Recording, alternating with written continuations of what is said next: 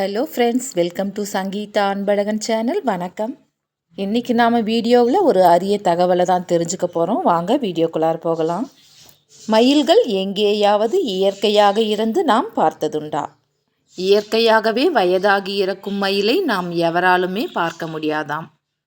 இயற்கையாகவே இறக்கும் மயிலுக்கு தான் இறக்கப் போகும் 48 நாட்களுக்கு முன்பே தான் இறக்கப் போகும் நேரம், காலம் அனைத்தும் துல்லியமாக தெரிந்துவிடுமாம்.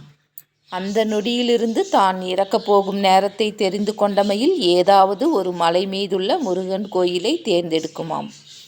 தமிழ் கடவுள் முருகப்பெருமான் கோயிலின் மலை உச்சியில் ஒரு மறைவான இடத்தில் இருந்து கொண்டு ஒரு வேளை நீரும் ஒரு வேளை உணவும் எடுத்துக்கொண்டு மயில் துயில் என்னும் விரதத்தை கடைபிடிக்குமாம். கடைசி ஒரு வாரத்தில் எதுவுமே உண்ணாமல் அமைதியாக இருந்து விடுமாம். அதனுடைய முடிவு காலம் வரும் நாளுக்கு முதல் நாள் ஏதாவது ஒரு கோமாதாவின் கோமியத்தை 7 சொட்டு அருந்துமாம். அப்போது மயிலின் கண்கள் வேர்த்து 6 சொட்டு கண்ணீர் ஏதாவது ஒரு பாறையின் மேல் பத்திரமாக விடுமாம். அப்போது அந்த பாறை பிளக்க மயில் தன் தோகையை விரித்து கொண்டு பாறையின் பிளவுக்குள் உட்கார்ந்து தன் உயிரை விடுமாம். இத்தகவலை சித்தர்கள் தன்னுடைய நூலில் குறிப்பிட்டுள்ளனர்.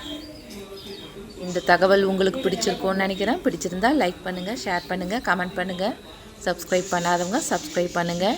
மீண்டும் நல்ல ஒரு தகவலுடன் உங்களை சந்திக்கிறேன். நன்றி, வணக்கம்.